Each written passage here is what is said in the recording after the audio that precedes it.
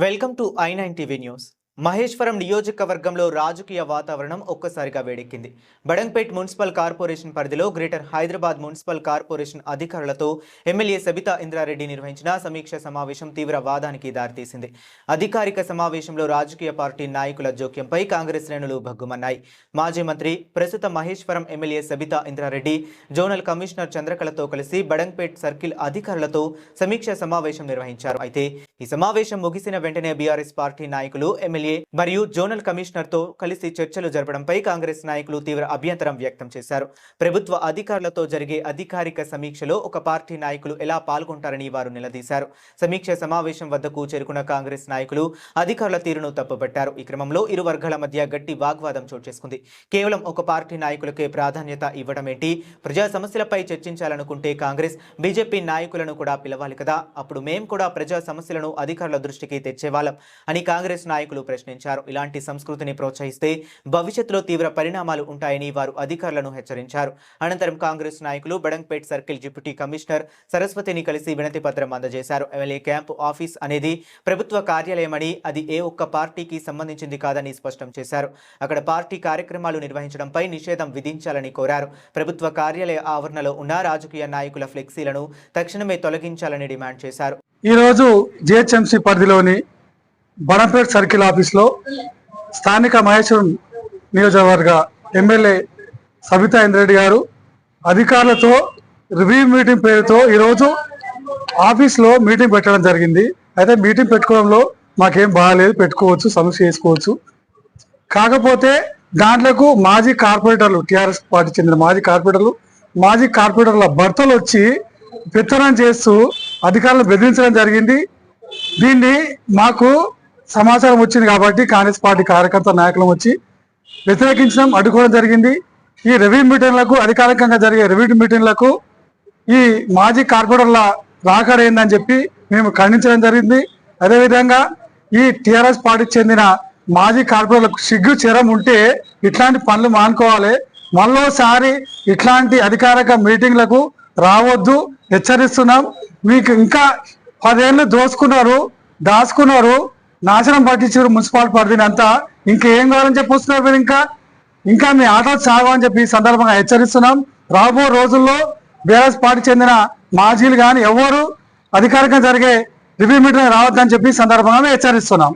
Meeting లో మేము పాల్గొనలేదు, మీటింగ్ అయిపోయాక మేము మేడం మీద వచ్చినామని వాళ్ళు అంటున్నారు. కూడా అధికారికంగా పెట్టే మీటింగ్లు అధికారులతో పెడితే సవితా మేడం గారు పెట్టినా కానీ క్యాంప్ ఆఫీస్ లో కూడా రావద్దు, వాళ్ళకి హక్కు లేదు, రైట్స్ లేదు.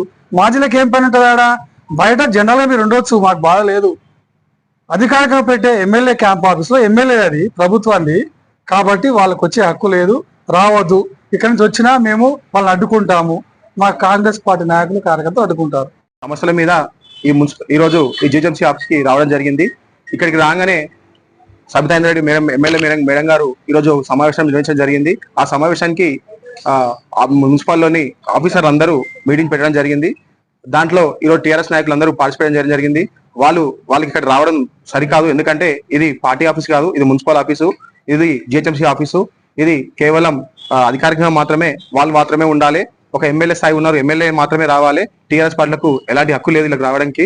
ఇంకోసారి వస్తే ఖబర్దార్ టీఆర్ఎస్ నాయకులారా, ఇది మీ ఆఫీస్ కాదు, ఇది ప్రభుత్వ ఆఫీసు.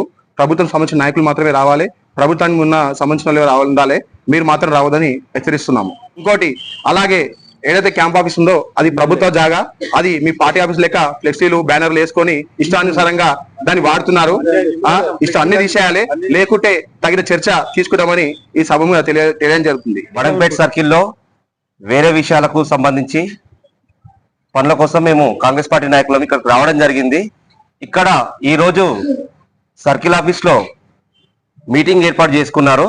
దానిలో భాగంగా ఇక్కడ ఉన్నటువంటి స్థానిక ఎమ్మెల్యే సబితా ఇంద్రారెడ్డి గారు హాజరయ్యారు. సర్కిల్ ఆఫీసర్ గారు అలాగే జోన్ ఆఫీసర్ గారు ఇక్కడికి రావడం జరిగింది. ఏదైతే మీరు ఆఫీస్ మీటింగ్ పెట్టుకున్నారో అక్కడ మీకు ఓన్లీ ఆఫీసర్లకు మాత్రమే పర్మిషన్ ఉంటుంది. కానీ మీ రాజకీయ నాయకులను, ఏదైతే బీఆర్ఎస్ పార్టీ నాయకులు ఉన్నారో వాళ్ళకి, మాజీ నాయకులకు ఏ అధికారం ఉందని చెప్పి మీరు లోపలికి రానిచ్చిర్రు?